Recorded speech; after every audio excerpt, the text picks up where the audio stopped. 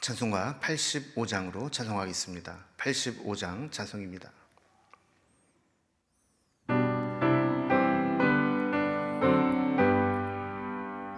구주를 생각만 해도 이렇게 좋거든. 주 얼굴 배울 때야 얼마나 좋으랴. 만민의 구주 예수의 귀하신 이름은 천지에 있는 이름 중 비할 데 없도다. 참 회개하는 자에게 소망이 되시고 구하고 찾는 자에게 기쁨이 되신다. 예수의 넓은 사랑을 어찌다 말하랴. 주 사랑 받은 사람만 그 사랑 알도다. 사랑의 구주 예수여 내 기쁨 되시고 이제로부터 영원히 영광이 되소서. 아멘.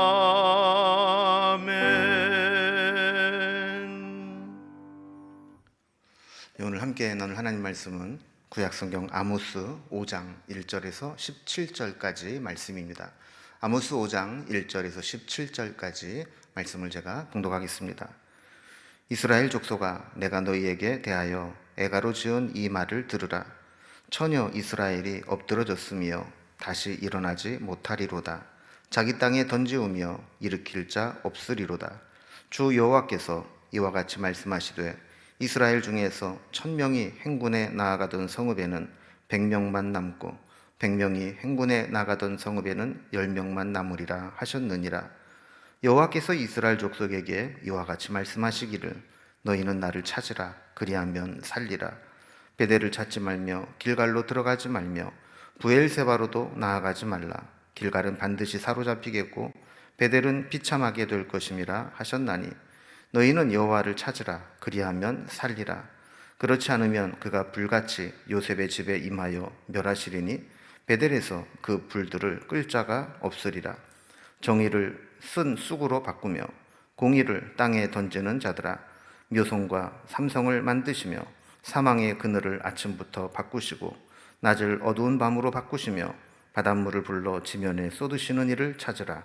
그의 이름은 여호와 신이라. 그가 강한 자에게 갑자기 패망에 이르게 하신즉 그 패망이 산성에 미치느니라. 무리가 성문에서 책망하는 자를 미워하며 정직히 말하는 자를 싫어하는도다.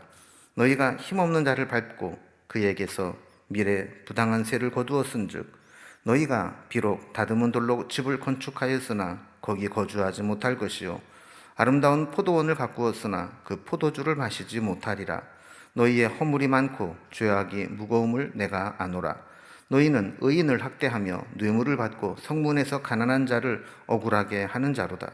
그러므로 이런 때에 지혜자가 잠잠하나 이는 악한 때임이니라. 너희는 살려면 선을 구하고 악을 구하지 말지어다. 만군의 하나님 여호와께서 너희의 말과 같이 너희와 함께 하시리라. 너희는 악을 미워하고 선을 사랑하며 성문에서 정의를 세울지어다.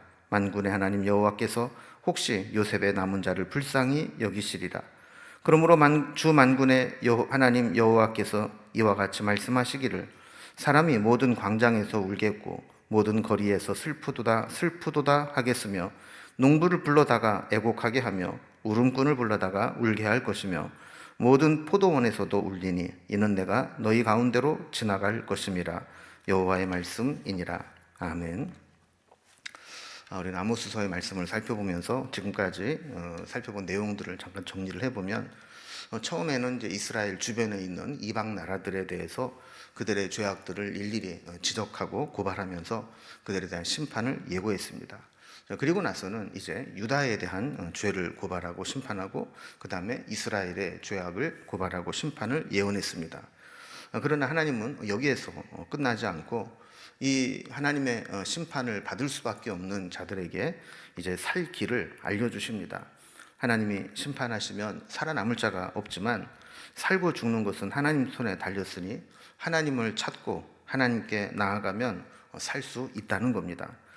괜히 살려줄 능력도 없는 다른 곳에 기웃거리지 말고 확실히 저들을 살릴 수 있는 하나님을 찾으라고 권면하는 것입니다. 이렇게 저들에게 살 길로 하나님을 찾으라 말씀하신 오늘 본문을 단락별로 구분을 해보면, 먼저 1절에서 3절까지는 심판을 앞둔 이스라엘을 향한 애가가 나오게 됩니다. 그러나 4절에서 6절까지는 심판이 예고되어 있지만 여호와를 찾으면 살 수 있다라고 말씀하죠. 그리고 7절에서 15절까지는 여호와를 찾는다는 게 무엇인가, 즉 정의와 공의를 내던진 것을 지적하며 선을 구하는 것, 이것이 여호와를 찾으면 살 길이라는 겁니다. 그러나 마지막 16절, 17절은 그럼에도 불구하고 하나님께 돌아오지 않을 때 심판이 선언되며 또 심판을 당하게 되면 애곡할 수밖에 없다라는 내용으로 되어 있습니다. 자, 그럼 먼저 첫 번째 단락을 봅니다. 심판을 앞둔 이스라엘을 향한 애가입니다. 하나님이 심판하시면 참 무서운 것이 회생불능의 상태로 심판을 받게 됩니다. 이런 참담한 상황을 예견하며 애가를 부른 것이 앞부분에 나옵니다. 1절에 보면 아모스가 이스라엘을 향해서 애가를 부르기 시작합니다. 자, 2절에 보면 그 내용이 나오는데, 처녀와 같이 아름답고 고귀한 존재였던 그들이 엎드러져 다시는 일어나지 못할 상태가 될 것이라고 말씀합니다. 게다가 그들이 이렇게 넘어져 있음에도 불구하고 그들을 일으켜 줄 자가 없다라는 것이죠. 3절에 보면 이제 백성들의 수가 아주 급격히 감소하는데, 예전에 1000명이 출정할 수 있었던 성읍에서 이제 100명밖에는 남은 자가 없고, 100명이 출정할 수 있었던 성읍에 10명밖에는 남지 않게 될 것이다 라는 겁니다. 그러니까 10분의 1, 또 100분의 1로 줄어들어서 결국 하나님이 심판하시게 되면 멸망의 길로 들어서게 된다는 거죠. 그러나 하나님 여기서 끝나지 않았습니다. 살 길을 보여주십니다. 두 번째 단락을 보면 그런 가운데서도 여호와를 찾으면 살 수 있다고 말씀합니다. 아직까지는 하나님의 심판 선언이 집행 유예된 상태입니다. 그러니까 아직까지는 살 길이 남아 있다는 것이죠. 4절에 보면 이스라엘 족속들에게 너희는 나를 찾으라 그리하면 살리라 라고 분명히 말씀해 주십니다. 이제라도 회개하고 돌이켜 하나님을 찾고 선을 행한다면 살 수 있다라는 것이죠. 이렇게 살 길을 분명히 알려주시면서 다른 곳에 가서 수고하지 말라고 말씀합니다. 5절 말씀과 같이 베델이나 길갈이나 브엘세바로 순례하면서 더 많은 종교의식을 열심히 행하면 위기를 모면할 수 있을 것이다 생각하지 말라는 겁니다.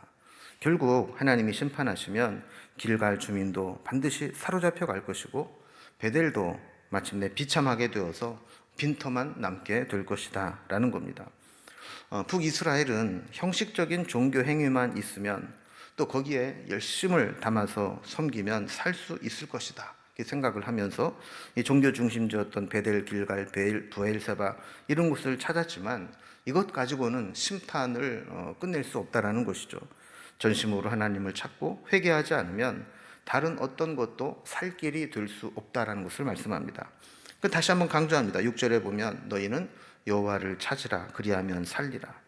그렇지 않으면 그가 불같이 요셉의 집에 임하여 멸할 것이고 그들이 의지하며 찾아간 베델에 불을 끌 자가 없을 것이라고 말씀합니다.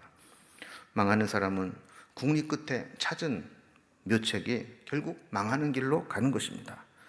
다른 사람 눈에는 살 길이 보여도 망하는 사람은 결코 그 살 길로 가지 않고 망하는 길로 가게 되는 것이죠. 끝내 하나님을 찾지 않는 자들은 심판이 예고되어 있습니다.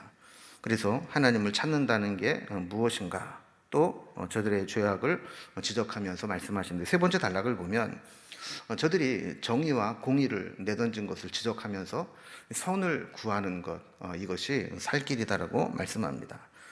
이제 조금 더 구체적으로 저들의 죄악을 지적하며 하나님을 찾는다는 것이 어떤 것인지를 설명합니다. 7절에 보면 이스라엘 백성들을 향해 정의를 쓴 쑥으로 바꾸며 공의를 땅에 던지는 자들이라고 부릅니다.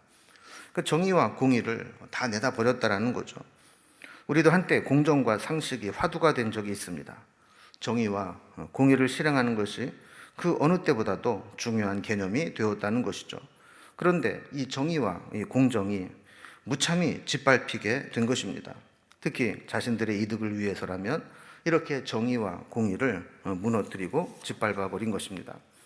8절에 보면 이런 가운데서 다시 하나님을 찾으라고 말씀합니다. 그러면서 하나님은 묘성과 삼성을 만드시고 사망의 그늘을 아침으로 바꾸시고 낮을 어두운 밤으로 바꾸시며 바닷물을 불러 지면에 쏟으시는 분이라고 소개합니다.